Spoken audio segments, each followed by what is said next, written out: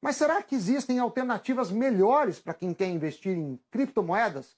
Assunto para Priscila Yazbek, que já está em nossa redação da Globo News aqui em São Paulo. Priscila, boa noite.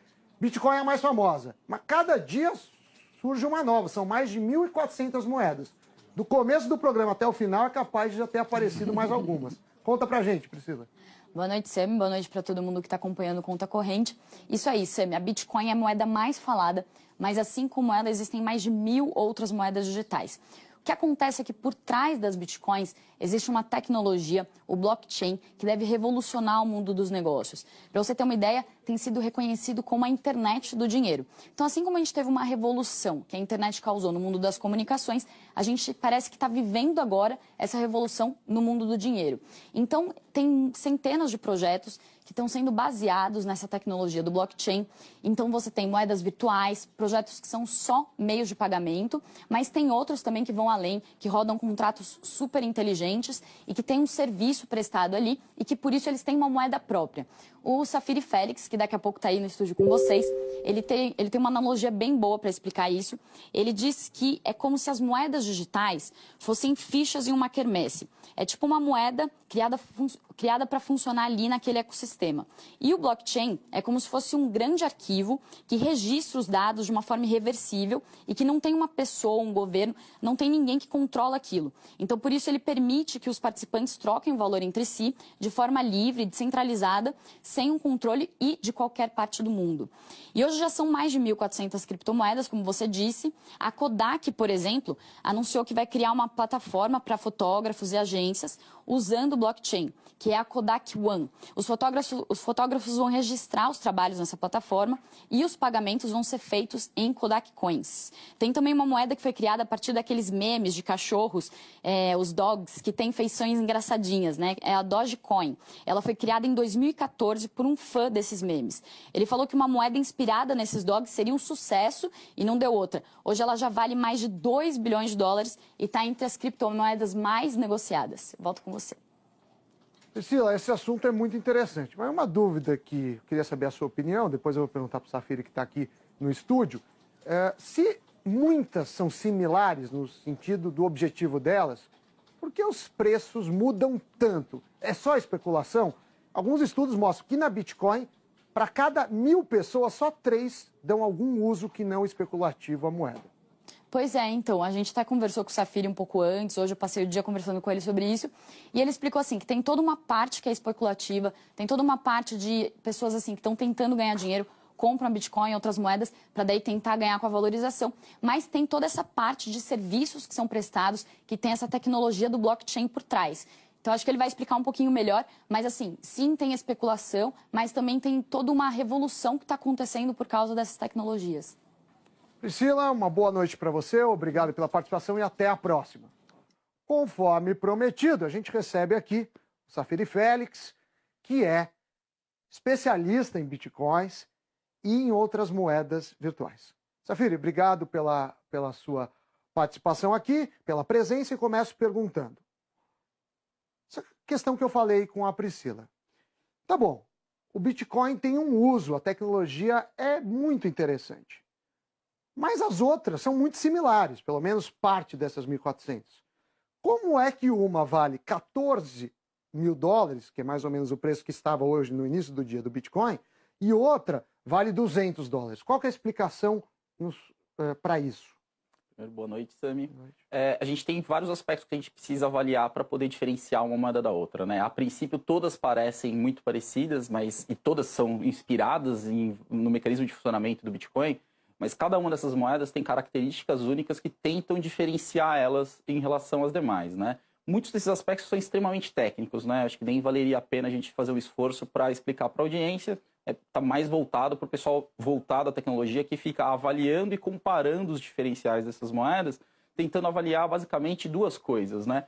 O potencial que essa moeda ou que esse serviço tem para gerar efeito de rede, né, que é o que a gente chama uma das principais métricas para a utilização de qualquer tipo de produto ou serviço. E um segundo aspecto que é sempre avaliado é a quantidade de moedas que existe em circulação de cada uma dessas alternativas, né? No caso do Bitcoin, o Bitcoin é classificado dentro das criptomoedas como uma espécie de ouro digital, por ser escasso. algumas dessas outras moedas elas não são escassas, algumas delas têm quadrilhões de unidades em negociação. Sim, mas teoricamente, então, mas mesmo assim, quando você soma o volume total de moedas disponíveis, não dá o mesmo preço.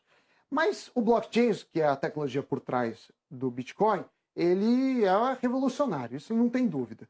E cada moeda tem uma tecnologia parecida.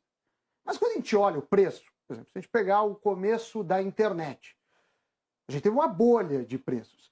Você teve o primeiro buscador, que fez sucesso no Brasil, foi o Alta Vista, o Yahoo, e essas empresas praticamente quebraram e foram compradas por um preço muito menor. Quando a gente pega telefone celular, o smartphone, a BlackBerry dominava o mercado, a Nokia também tinha uma boa participação, a Motorola foi inventora disso e não deu em nada, no sentido que não é a dona da maior parte do mercado, a Samsung e a Apple lideram. Por que a Bitcoin vai ter uma ascensão ou por que não vai ter? Como você vê? Qual a moeda, na sua opinião, que vai ser a bola da vez, pelo menos nesse ano de 2018? Tá.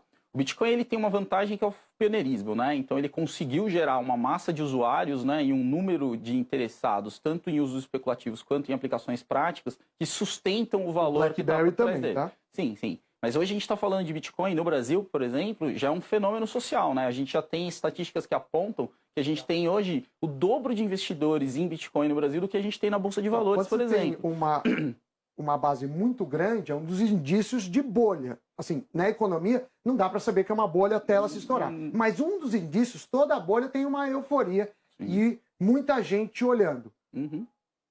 Como saber, então?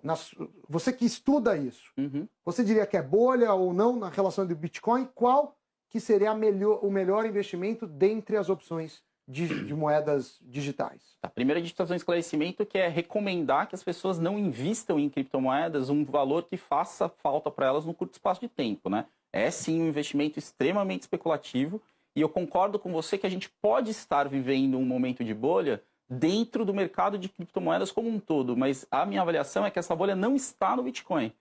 Tem vários outros projetos que são muito menos consistentes, muito menos maduros e que, na minha avaliação, tem um preço que está fora do lugar em relação ao que eles já conseguem fazer hoje. O Bitcoin e o Ethereum e algumas outras moedas têm um valor um pouco mais consistente, porque já tem aplicação. A gente recebeu uma pergunta aqui do Paulo Roberto Madeira, que é do balneário de Camboriú, de Santa Catarina, e ele pergunta de onde vem o rendimento dessas moedas digitais. Não existe rendimento. O que existe é oscilação de preço, né? Então você tem a oportunidade de comprar num determinado patamar de preço e revender isso depois por um valor mais caro. Mas quando a gente fala, por exemplo, como dar preço numa ação? Você olha os dividendos, os lucros futuros. Como você dá preço num imóvel?